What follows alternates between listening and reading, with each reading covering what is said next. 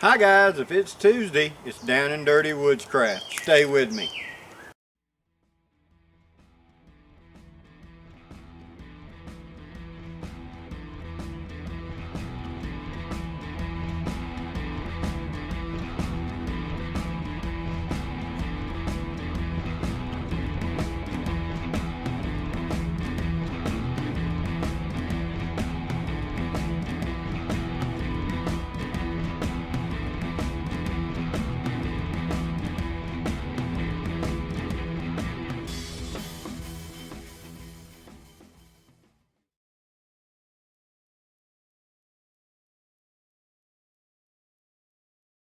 Okay, today guys we're going to talk about a few quick points about a piece of gear that I love and use quite a bit, and that is the poncho liner, or the modern woo bib if you want to call it that. But I want to point out a couple little points that may be obvious and may not be obvious.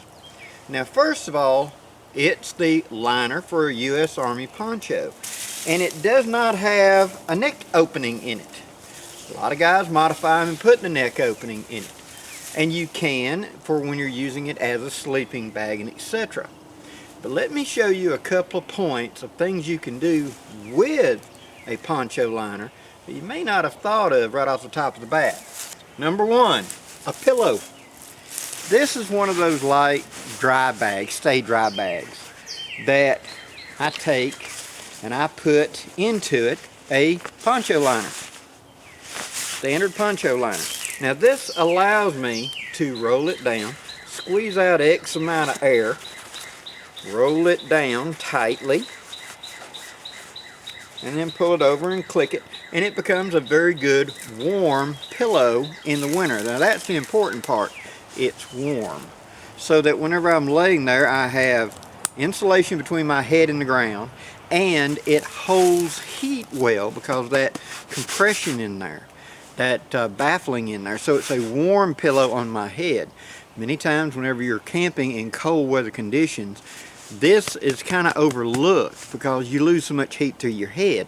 And if I've got the insulation that keeps me off of that hammock or off of the ground or whatever, I'm keeping my head in a better position. Plus it's holding heat, so therefore my body has heated it and I'm getting some feedback from that. It's not that cold. So as a pillow, it's a very good use for that. I can also use this as an emergency extra blankie, and I can roll it down even tighter, squeezing all the air out of it to use it as a much more compact way to carry it in the field. Okay, number two, as an evaporative cooler. Let me say that again, as an evaporative cooler. Everybody knows how these are not waterproof, and when they get wet they soak up a lot of water. And that's great because I've used a poncho liner many times to help keep my cooler cool in very hot conditions. And I take the ties and tie it so it'll stay in this configuration. Now I'm going to dunk it in the water, and I'm going to come over and drape it over my cooler. I'm keeping the area around the cooler cool because the sunlight hitting this acts as a drying agent, and as it's evaporating, it's playing as insulator to my ice chest and keeps it from warming up due to being in the sun. So it works as a evaporative cooler. I can also take this and do another little trick to it. Let me show you that. Like so.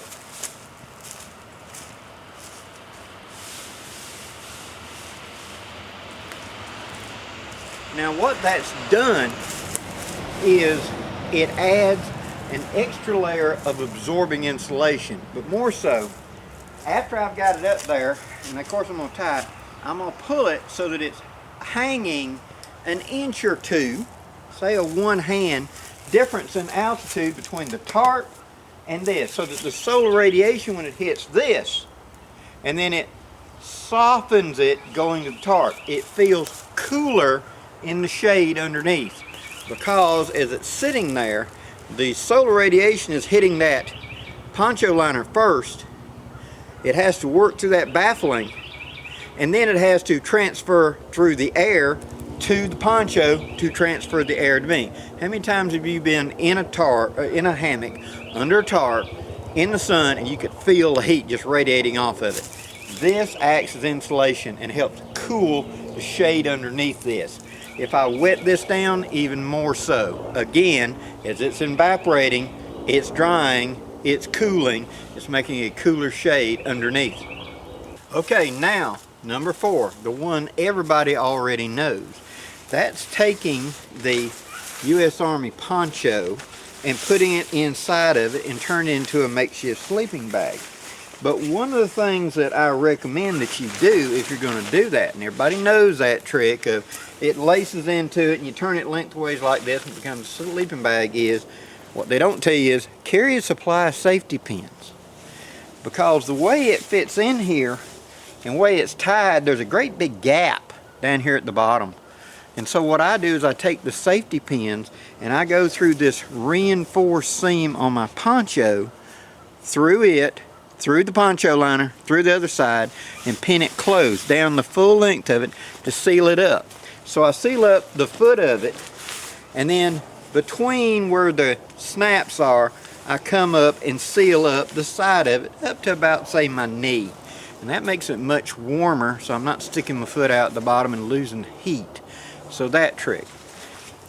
When you're wearing the U.S. Army poncho, and it's that cold, bitter, wet, you know, raining, and you got it on your back, although wearing this keeps it from you getting wet, it does not insulate you very well.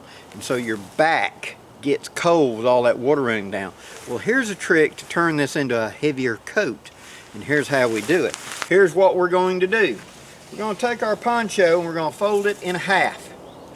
We're going to tie from the, fold it in half sideways, okay? We're going to take the one in the middle tie and we're going to hook that to our poncho middle tie.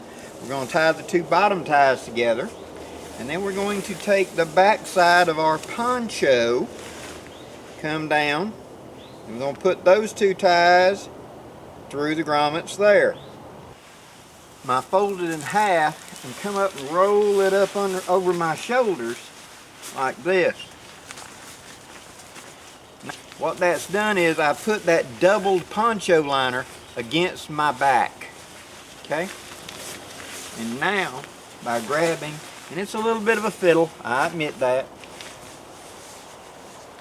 what I'm going to do is take the two back corners that I've tied to, just like that, and I'm going to come around to the front, just like this, hooking that elbow underneath. There's that corner I'm wanting, like that, just like this. Now, what I have done is that back now has double layer of poncho liner on it. So when I'm sitting here with my hood up and that cold rain and all is blowing on my back, I have double insulation on my back. What more so, if I'm doing this as a shelter, for a sit-down shelter, I put double layer to my back.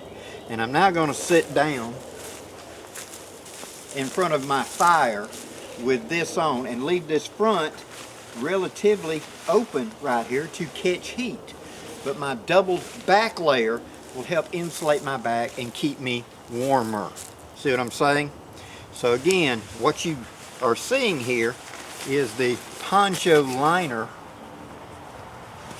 right there is double thick against my back right now, and therefore is much warmer to wear it in the poncho in this configuration than it would be in some other configuration.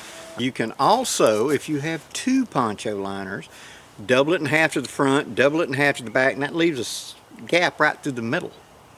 Well, that gap is where my head goes through. So I now got double thickness to the front and double thickness to the back, and I just wrap up. That's a whole lot warmer than it would be as a single thickness. Plus the fact that an old Native American way of doing a fire with just a blanket would be, they would dig a hole or find a natural, edge of a ditch or something like that, something where their feet are going to hang off. They're going to sit on it, okay? Imagine like the steps of a of a front porch steps. They'd build their fire in front of it, in the hole or in the ditch or whatever, and then they would sit down and lean back with their blanket doubled over their body this way, leaving their legs in front of the fire, allowing the heat of the fire to warm their legs and thus warm them up. And the double insulation value of the blanket would then hold the heat better and keep them warmer in the long run. Okay, now we're going to do it as an underquilt. So what we're going to do is we're going to take our poncho liner and we're going to fold it in half so that we have the center ties and we have bottom corners, just like that. And then you have that center tie out here on the bottom on both ends. Okay, so we're going to take the two ends and we're going to tie them together right quick, real loose, just like that. Then we're going to take that center tie and the end, we're going to come up to the top of our hammock, come over the top, tie it real loose, just like that, go around the cords, tie it real loose, just like that. Now, taking, walk down it, then we're going to tie it again down here at the bottom, same way, taking this two ends, hooking each other like that, taking this and loosely, give yourself a pretty good bit of slack here because you can adjust this a little later. Do a loose knot like this because this makes a yoke coming up over the top that you're going to have to kind of fiddle with to get it the right amount of tension. And then coming from the bottom of the hammock, take a line and hook to that and pull this where it's relatively up onto the hammock like that, kind of loose, and then give it off a couple of half hitches right there, just like this. It will fully wrap around the hammock. An underquilt, fully the length of it on both sides. Now if you've got a second one, here's the trick to do to that. Okay, now that's the underquilt. Here's the overquilt. Now what you want to do is you want to take your poncho, okay, and do it lengthways. And then down here on the bottom, what you're going to do is, and this is already set up, I'll undo it so you can see me do it. What you want to do, here's your end that's got the three ties on it. What you want to do is you want to take the two corners, loosely hook them together, just like that.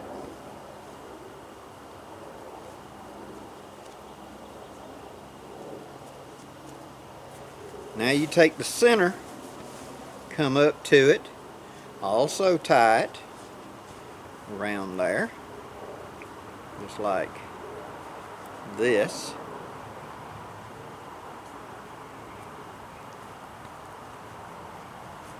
And now you want to take that excess flat material right there and gather it up here as well. Take your longest straps, gather up a little bit of a knot here, see, and come down here below it. And you want to tie it off snugly. So you formed a knot in the end. Now what this is made is a pocket. As you can see here, here's this end, here's that end, and there's a pocket up in here. Now what you're going to do is you're going to lay down and you're going to put this on the toe of your foot and shove it to the bottom so that it goes inside the hammock, and then that leaves this sticking out for you. So you take your toe and take it to the bottom of the hammock, take this, pull it up to you, and then roll and tuck on either side into the hammock, thus having your overquilt. So, in conclusion, With just a poncho, a U.S. Army poncho, and 1 or 2 poncho liners, I'm able to create, number 1, a really good pillow. Number 2, a really good insulated sleeping bag with the front and back doubled up as an improvised shelter. Number 3, as a cooling shade, I can put it on top of an existing poncho shelter, or on top of a tarp. I can wet it for even cooler. Number 4, as a evaporative cooler for my ice chest or something else I'm trying to keep cold or cooler, so to speak. Number 5, as an underquilt on a hammock. Number 6, as an overquilt onto a hammock. All of that with just a couple little pieces of gear. And I'm sure there are dozens more. But that's how you take a piece of gear and have it work multiple functions. And that's why in my scouting haversack I carry a U.S. Army poncho and a U.S. Army poncho liner, because it gives me so many options. Okay, hope this gives you an idea, guys. Please leave any questions or comments below. And if there's something more you'd like me to expound upon, please ask. Until next time, I'm Blackie for Shaman's Forge Woodscraft, wishing you safe journeys. Have a great day, guys.